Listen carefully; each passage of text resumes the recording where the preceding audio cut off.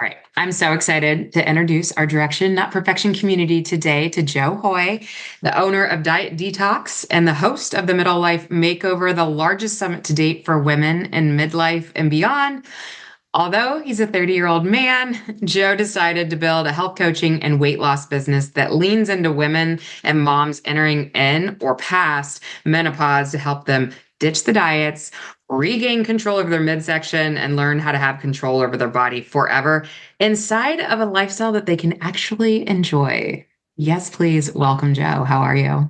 I'm good, Lindsay. Thank you. Can I just say that Direction, Not Perfection is probably the best name I've heard. Oh, now you're just being nice. No, I truly love it. That is such a simple way to put how I think everybody should be going after any goal. Hmm. Thank you. That's so kind. And I appreciate you saying that. Thank you. I heard this the other day. Our pastor was saying it and he used direction with correction. And I was like, ooh, that's good too. Because how many times do we need that? It's really Course the correct. constant. Uh-huh.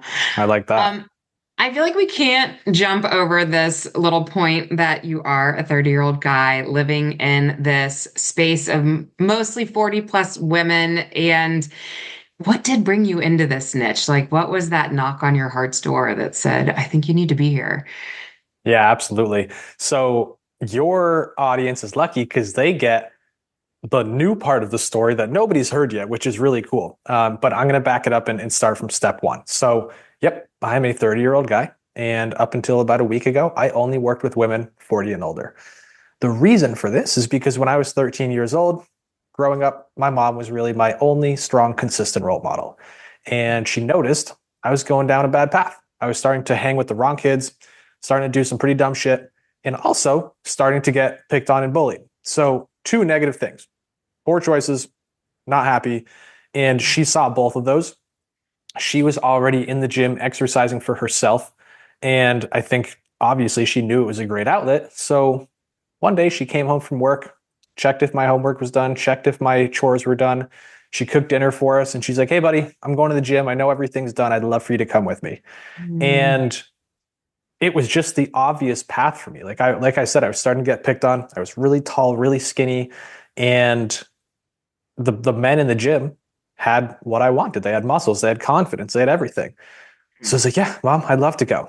From that day forward, I fell in love with it. And this will tie into my story later, I promise. But from the age of 13 to 18, I continued to work out and I still couldn't gain any weight. I was still super tall, super skinny, still getting picked on.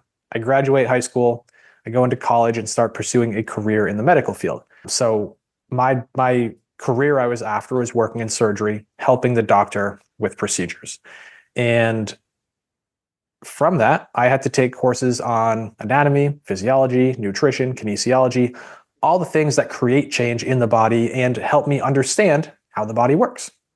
So I started applying this to myself, giving myself the right foods, doing the right exercise, giving myself the right amounts of food and exercise, as we'll soon realize is very important.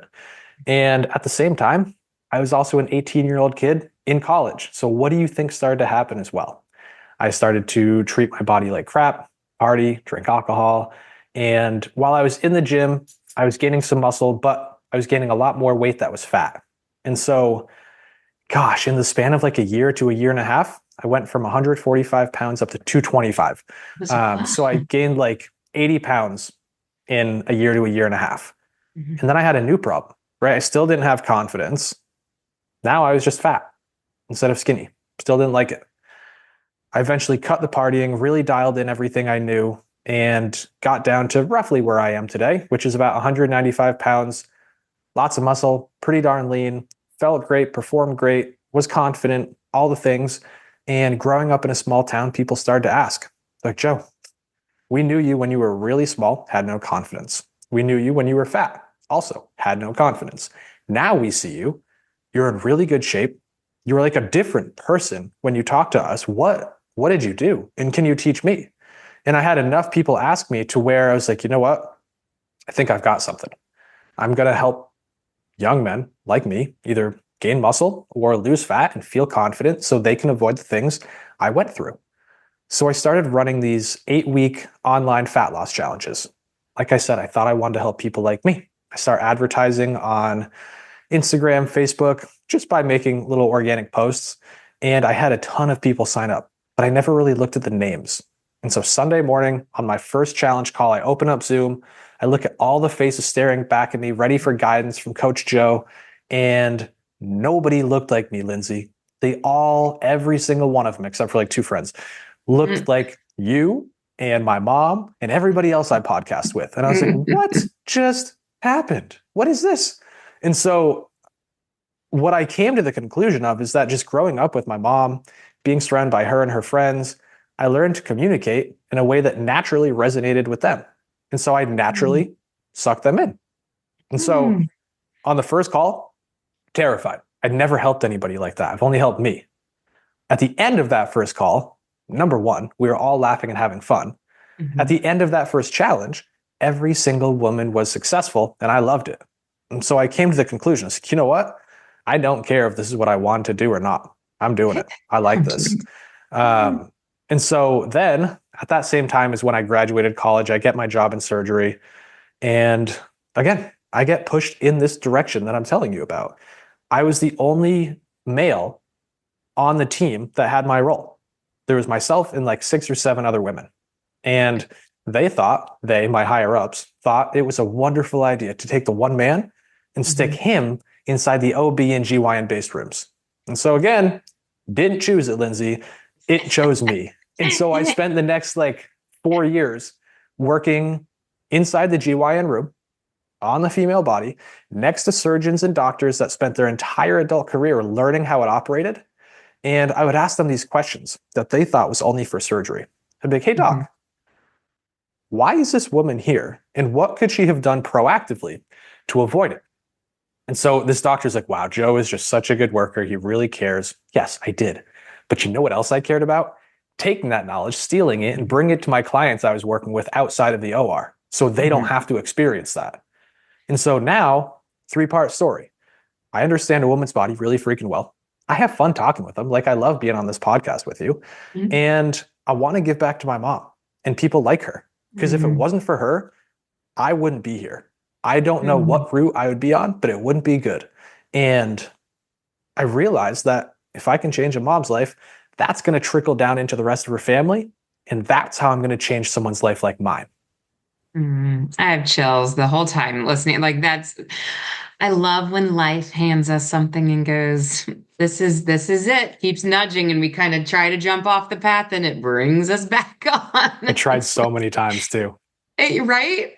Like, nope, this is where you're meant to be. This is your space. So no, very cool story. I love it. I love that you're honoring your mom and women. It really is this space. And I thought this as I was reading your bio, I'm like, I'm loving your confidence in this space because it's not clear cut, for a lot of individuals. So to have somebody come on confident, there isn't a perfect journey, but I have ideas for everybody on how we all could navigate this differently. And for the person going, nobody understands menopause. Yes, some people do. We just have to seek out those professionals and resources. And that's the piece about podcasting that I love, is that we get to sit across from somebody like you and go, hey, can we kind of jump through some of these topics? And so one of them that I wanted to just start with, because I know that everybody's ears perked up whenever we talk about losing the midsection, I do feel like that's like one of the most frustrating pieces as women age, is that why am I all of a sudden dealing with fat around my middle that has never been there? I haven't changed anything. I'm still working out the same. So give us your knowledge here. Yeah. So number one, there's no way to spot target fat loss. Okay. So I'm not going to sit here and tell you have to do this one thing and in 4 weeks your midsection's gone. I can tell you that by doing all the right things, you are going to slim your midsection quickly, along with everything else on your body. But what I find to be true is that we know, both for men and women, but for women especially, at the age of 30, you start losing muscle mass. And muscle equals metabolism. And metabolism is your ability to burn calories. And so as you lose muscle, you lose your ability to burn calories. And this is part of why, a big reason why, so many women come to me and will say, Joe, I'm 40, 45, I'm 50. you name it. And they'll say, Joe, I didn't change anything. I didn't change how I exercise. I didn't change how I eat. My life didn't change. Same job, same kids, same husband, same stress, but everything changed on me. Mhm. I don't get it. What gives? And it's not like it changed overnight. It changed over the course of 10, 15, 20 years. You've repeatedly lost small amounts of muscle, and now your metabolism's dropped to a snail's pace. And so, no, you're eating the same, but you're not burning the same amount of calories. You're burning less. So now, what used to help you maintain is helping you slowly gain. And that's where that's coming from. Mhm. And thank you for pointing out the snail piece of that, because when it's done that slowly, of course, you're not recognizing it right No. away. It takes those years to be like, what? Yeah, there's So, a yeah, tipping point. Like it yeah, sneaks up on you, and then you wake up in the mirror one day and you're like, what is this? Where did it come from? Maybe it feels like it was overnight, but realistically, it happened so slow that you just didn't notice. yes. Yeah. So, one of the things that you mentioned, and you appreciated seeing your mom in the gym, and I think you have like a huge belief system around women lifting. Dig into Mhm. that for us. Just lift some damn weight, number one. So, like I said, we understand that you ladies you're the unfortunate ones. You're losing muscle way faster than I'm going to as a man. At the age of 40, I don't know the number for 30, so I'm not going to talk on it. At the age of 40, you're losing 1% of your muscle mass year after year. When you reach 50, that number doubles. Now you're losing 2%. When you reach 60, that number doubles. And the original number quadruples. So now you're losing 4% of your muscle mass year after year. The only way that you can combat that is by resistance training.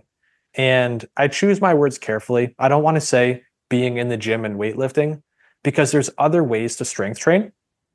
In my opinion, that's the ideal way. But if you're not comfortable with it, if you truly just don't like it, you can be at home. You can use body weight to start. You can upgrade to resistance bands. Then you can start to use dumbbells or barbells or machines. But you need to resistance train in one way or another. And the reason that is because, I mean, we've all heard this before. If you don't use it, you lose it. It's very true. If you're not signaling to your body that you're using those muscles and need those muscles, your body's like, well, these don't serve me anymore. They're gone. Whereas if you start using them, if you really break down those muscles, you're signaling to your brain, like, hey, we're using them, we're working, we need them, and you need to build them stronger. And that's the signal that helps you keep that muscle. And when you keep that muscle, you also keep the body you had in your 30s, or you get it back. Hmm. Gosh, yeah, thank you. You're stating that in a new, different way that I'm really liking. I feel like okay, let's talk this because there's the dieters. You talk about ditching diet mentality and fad diets because anybody who's yo-yo diet has also lost muscle and fat Mm-hmm. and then gained it. And, even our new weight loss drugs that are a lot of the GLP-1s that people are raving about now, like we have to be very careful because those reduce muscle mass. So can we talk around all of this for a second? So age reduces muscle mass, yo-yo diets, different pills. Like, can we give hope that we can we come out of that or Oh, yeah. or should somebody who's like I've never been in a gym I'm just that it's over for me. Not a chance. And I mean, I can say this confidently because I've seen it hundreds, if not thousands of times at this point. But Mhm. no, everybody can combat it. And to be honest, it's so simple that most people are just going to skip it because as humans, we want to overcomplicate everything. We want to blame our genetics, our hormones, our age, everything. And while you might be right, maybe those things are affecting you. If you just slept, ate what your body needed, and lifted some weight, you're going to combat all of it perfectly. Hmm. Yeah, those pillars, right? And Yeah. people can skip over them to your point. It feels too easy, but sleep alone, just bringing that up is like we can know it's important, but maybe not really paying attention to it. Okay, so everybody has a chance to regain muscle mass. And I just read a study on that because there used to be a belief system that once we hit a certain age, then we can maintain it, but we stop building it. And then this article debunked that. Do you have Mhm. that same belief system? Yeah, absolutely. It's not just going to have to do with what you do in the gym, though. It's going to have to do with what you do in the kitchen. You could lift as heavy and as hard as you want. But if you're in a calorie deficit, you're not giving your body the calories or the energy or the fuel that it needs to build back stronger, right? Hmm. because calories for our body are just, I mean, if you guys go to basically any other country and you turn around nutrition label, you're going to see the word energy instead of calories. So calories are energy. We need more energy than our body requires to build more than what we currently have. So that little nuance is super important if you actually want to build your muscle back. Yes. Have you noticed this in your niche of women? Because when people see the midsection, that's no longer theirs, it doesn't feel like their body anymore. It's in our nature to go, I'm going to hit it harder. I'm going to run more. I'm going to exercise more, and I'm going to reduce my calories. I'm going to do everything harder, faster, more. And then what you're saying right now is if your calories are too low, we're working against the grain. We're not going to be able to build that muscle. So give me some like real life conversations that you're having with clients who exemplify this example. This is you. You could not have asked me this on a better day. We're 8 days into a challenge, Okay. and it's a fat loss challenge for women over 40. So yesterday was day 7. It was our check-in call to have people weigh in and see what happened. Maybe 3 people gained out of 66. The others all lost 1, 2, 3, and I'll tell you the kicker in a second. But 1, 2, 3 pounds, and they're all eating more. And I've dialed back their exercise by 2 to 3 days because most of the women that came to me were eating 1,000, 1,200, 1,400 calories a day, Yeah. and they were exercising 5, 6, 7 days a week. And so we brought them, I don't know, as an average, probably up to like 1,700 calories. And we dropped their exercise on average, probably down to 3 days of exercise with a really big priority again on strength training. And so it's not just one conversation I'm having, it's 66 people I've seen in the past 7 days. And they all lost. Not only that, their body looks different, like in terms of what it's composed of. Not only that, their body feels different, right? Energy, mood, focus, all of that is way better in 7 days from 2 changes. And cool changes to tell somebody, hey, you're going to gain back some time in your life when we can reduce exercise like that and we can enjoy more food. And as the professional, do you still sometimes get a little nervous? Like, I know I'm asking you to eat more, and I know that I'm like, or are you just confident because you're like back to your 66 example? Like, I know it works. So here we go. Yeah, that's a good question too, because usually for the past 3 years, we've only worked with clients one-on-one. I stopped running challenges and I Yeah. only started doing one-on-one coaching. And then this time, I don't know, 7 days ago is the first time I brought a challenge back. And Hmm. so the level of information I knew about each client was way less because it's a group setting. And Yeah. so I'm going to be completely transparent. When I got off that first call, I asked them as many questions as I could to help them in a group setting. But I Yeah. got off and I was like, I I don't want to lead these ladies wrong. And I did the best I could, but I'm going to be so upset with myself if things don't go the way I wanted in 7 days. And I woke up yesterday morning, I looked at my Facebook community. Oh my God. I was on cloud nine. It's like down 3 pounds, down 4 pounds, down 2 pounds. Like, Yeah. okay, we still got it. But yeah, I was definitely nervous. Yeah. Yeah. I think I continue to go through this with clients because you're asking, it's like a really big ask to say, trust me, we're gonna up your calories and we're gonna reduce your impact. Like and we know, you and I know it works, but it's just like, man, I'm asking somebody to have so much faith in this process. Yeah. And You want the but 2 it's kickers? yeah. Okay. So these are the 2 clients that really stick out to me. We'll just call them client L and client S. Guys, if you're listening, I hope this makes you smile. So client L, she's worked with me in the past. I got her to her goal. She started a new medication. She gained the weight back. And she came to me. She's like, Joe, I don't know what to do. This is on the group call. She's like, I don't know what to do. I'm already at 1,200 calories. So I asked her all the questions I had. And I was like, okay, client L, you're going to eat 1,650 calories. And she let out this terrible sigh of like being terrified. She's just like, oh. I was like, what's the matter? She's like, I knew you were going to say that. I was like, you got to trust the process. And she was upset with me.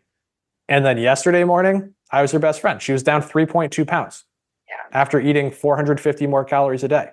Now it gets better. We have client S. She's just over 300 pounds. Her goal is roughly 100 pounds of weight loss and a whole lot of muscle building.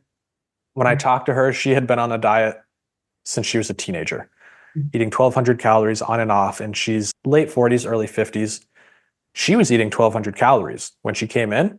I said, okay, client S, we're not going to bring you up to maintenance. That's a big jump, but I'm going to increase your calories by 1,000 calories a day. And that's when I was terrified. Like, that's the one that scared me. But I was trusting my own process. She checked in yesterday. She lost 10 pounds. Gosh. Oh my gosh. That's so awesome. It is. It's like there's science behind this, and you're well versed in it. You're not preaching it at the moment, but like there's a reason why your belief system is what it is. Mm-hmm. And then to get to watch it play out in real life is just, it's amazing. Amazing. And not to mention, I have a client recently, kind of same thing as far as asked to do more calories, and variety of food is another thing that really plays in, because when people have done super strict diets, they normally keep to a super strict, this is basically what I eat, breakfast, lunch, dinner, snacks.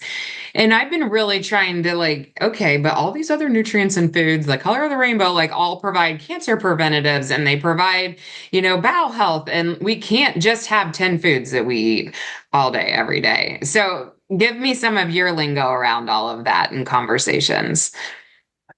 Well, when we changed the business from Hoye Fit to Diet Detox, we also overhauled the coaching program. And the second phase of the program used to be called Lose It. And I think that was the biggest mistake I ever made. Because for me, like, I was always preaching the right things, just in the wrong way. For me to put a focus on losing it was the dumbest thing I ever could have done. So we're now called Reshape, because I don't care about a number on a scale. And I don't think anybody listening does either, right? I think they care more about their health, which is what you were just getting at. I think they care more about their body composition. I think they care more about being in a picture or seeing a reflection of themselves and being like, damn, I look good. And when you have those things, you do not care about the scale. And so what I'm getting at here is this is less about the number on the scale and more about a level of health. And when you reach this level of health, everything else that you and I are talking about comes as a side effect. Yeah.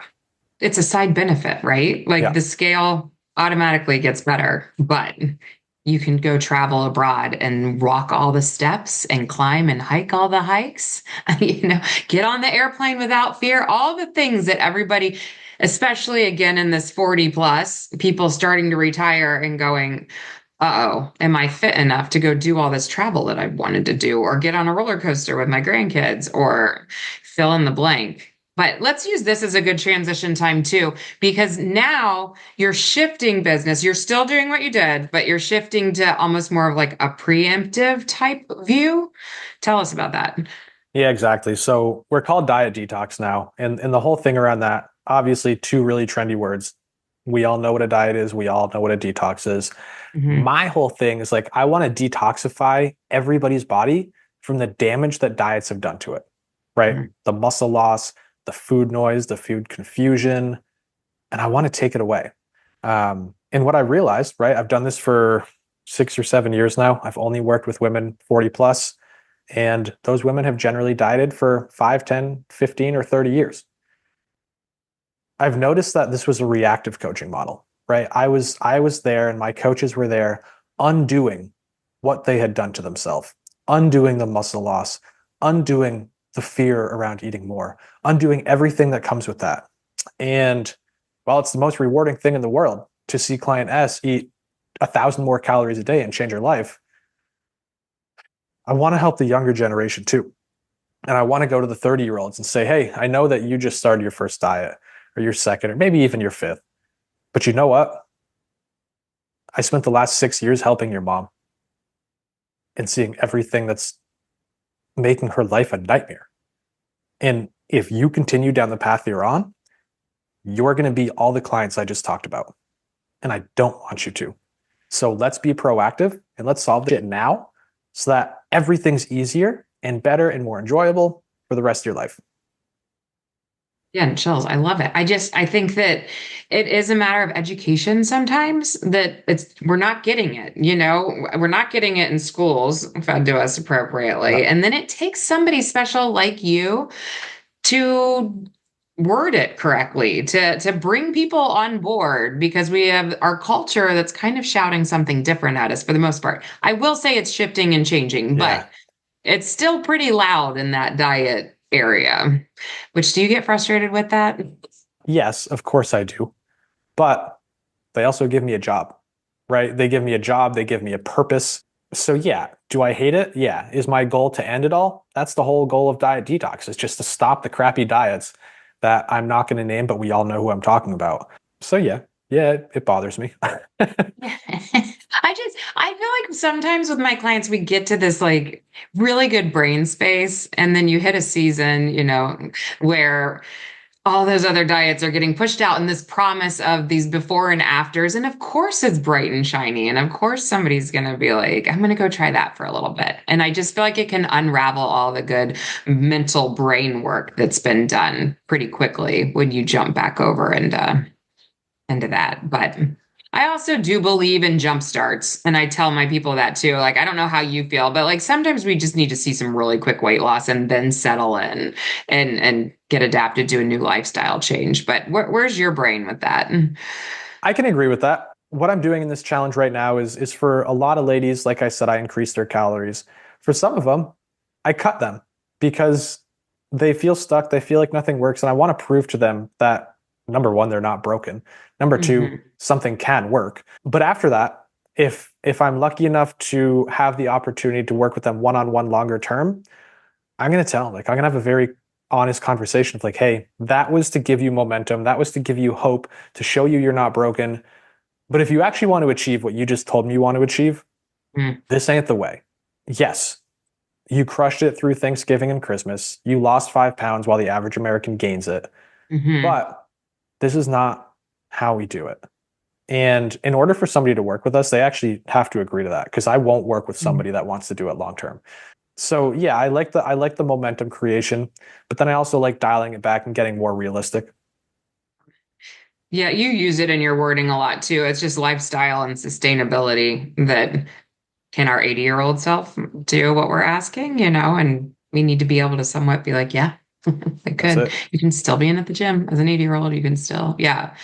So let's switch over to this summit talk for a second too, because when I met you, I looked that up and I was like, oh, this is really cool. You kind of dig through, you have days worth of guests and dig through all the common challenges that people have. And then you break it out into solutions. And just to give our community a little bit of an idea, this is what the solutions look like: nutrition, clarity, and balance, exercise adapted to your life, empowering mindset and self image, emotional eating, stress management, navigating through menopause. Like, every one of those bullet points is everything that we all need to be honing in on. And these are days worth of information. So, like, how did you create this? What did it do for your community?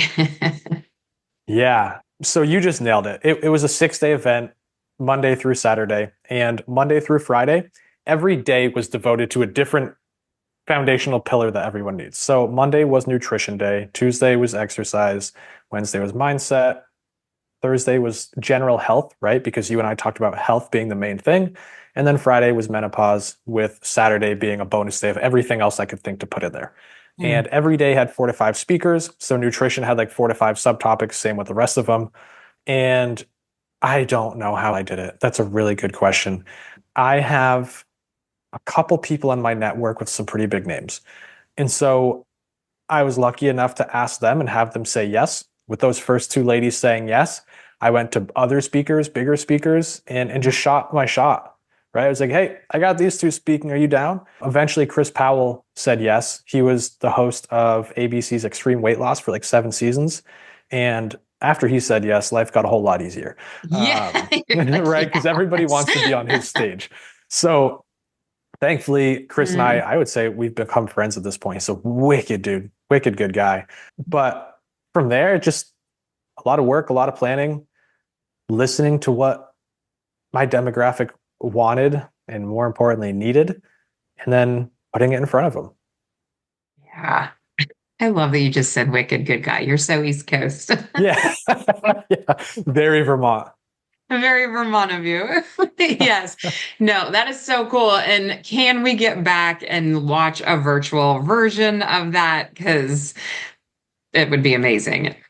Yeah. So it was an online virtual summit. It's all recorded. I think it's like $40 for the full pass. I will get a link and you can put it in the show notes. Okay. That would be Yeah. great. The way I view this, and this is how I kind of view my community too, and I'm sure you feel this way. Like the longer you've had clients, there's these phases of learning, or like how deep we can get into certain topics. And so I do have this like whole subset where I feel like they love the deep dives now. It's like, give me every little bit. Where like to somebody new, that would be so overwhelming, probably. Yeah. Even like maybe one day of that would be mind numbing, where I can see a lot of people coming with pen and paper and like this 6 days is life altering. So very Yeah. cool that you have that in your bank of resources. And thank you for sharing that with us.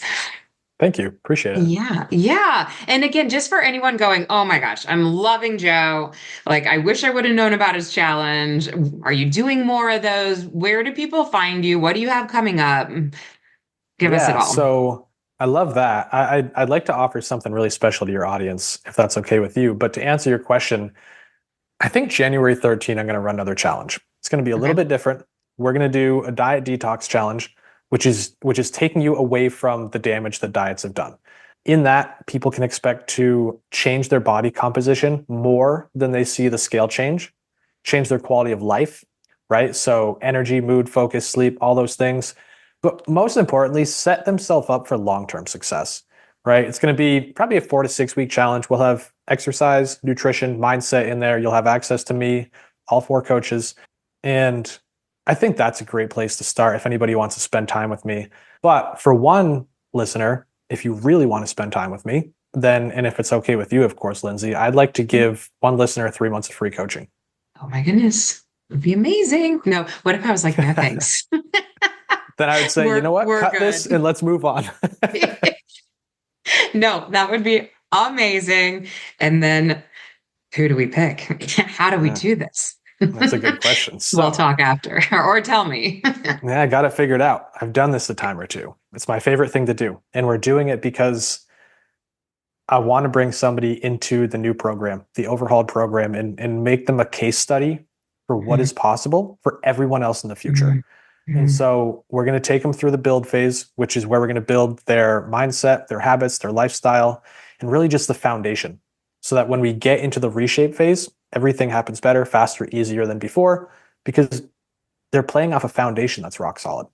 And then once we reshape their body, the last phase is thrive.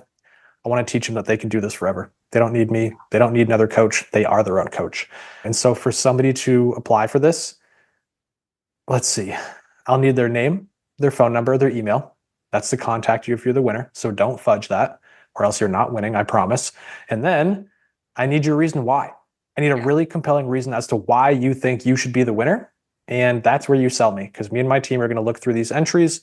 We will pick the most compelling reason, and you will win 3 months of free coaching. That is fabulous. And will I have a link for that in the show notes as well for people to Yeah. fill that Yep. out? Okay.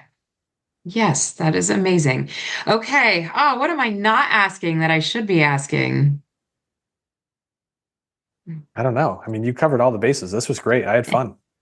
I actually want to know, I do have one last question, is if you were to give your bullet points of your boulders, this, and this all need attention, just to kind of summarize. I feel like you've kind of already done it, but let's just summarize it. And then to see if a listener would be like, okay, I'm not paying attention to that, or I'm not addressing that. What would your bullet points be?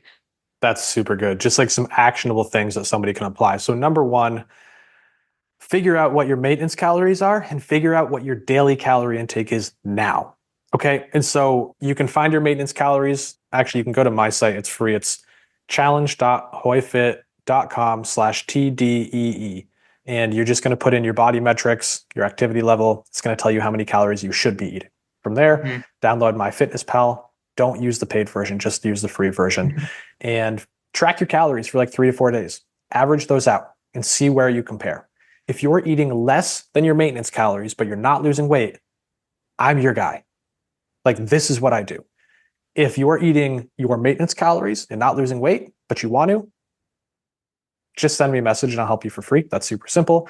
If you're eating more, same deal. I'm sure Lindsey could help you too. Next, look at the type of exercise and look at the frequency of exercise. Okay. God, I have another free handout for this of like where you can rate yourself. It's a point scoring system, and you're going to see how often I would recommend you work out based on your recovery. So sleep, stress levels, food intake, things like that. And it's going to tell you, hey, based on this, I think you should exercise 2 days or 3 days or 4 days. So figure out how often you should exercise. And then are you doing cardio or strength training? I don't want to say to get rid of cardio. I just want to say to prioritize the strength training, especially for the ladies we're talking to on this show. Yeah. Yeah. That's good. Is that it? Are those your bullets for now? Get some sleep, 7 hours plus. If your kids need a bedtime, so do you. Drink some water, eat some colorful foods, and also don't ignore the brownies. Oh, you are the best. This is so amazing, so fun. And thank you for your time and your wisdom on the show today. We got so spoiled. Hope to have you back at some point. This was amazing, truly. Thank you. Oh, thank you.